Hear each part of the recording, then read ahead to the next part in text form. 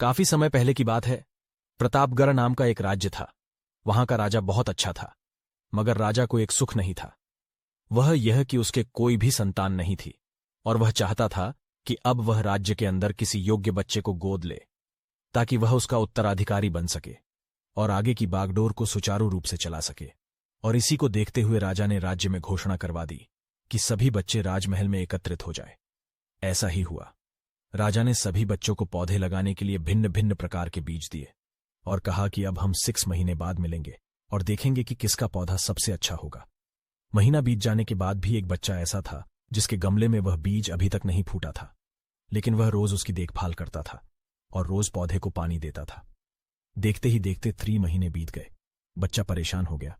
तभी उसकी मां ने कहा कि बेटा, धैर्य रखो, कुछ बीजों को फलने में ज्यादा वक्त लगता है। और वह पौधे को सींचता रहा। 6 महीने हो गए।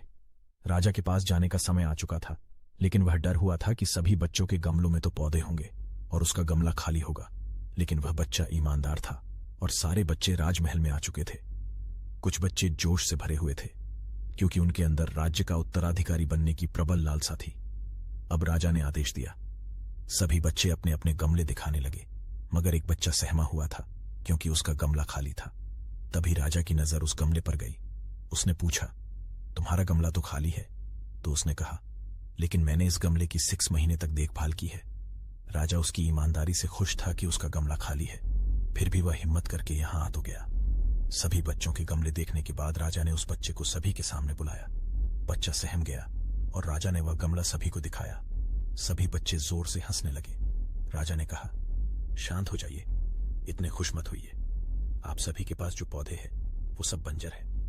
आप चाहे कितनी भी मेहनत कर ले, उनसे कुछ नहीं निकलेगा। लेकिन असली बीज यही था।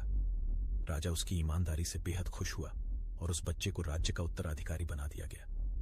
लेकिन हमें इस कहानी से क्या सीखने को मिला? मेरे हिसाब से अपने अंदर ईमानदारी का होना बहुत जरूरी है। अगर हम खुद के साथ ईमानदार हैं तो जीवन के किसी न किसी पीढ़ी-ढाव में सफल हो ही जाएंगे, क्योंकि हमारी औकात हमें ही पता होती है। हम खुद को पागल बनाकर खुद का ही नुकसान करते हैं।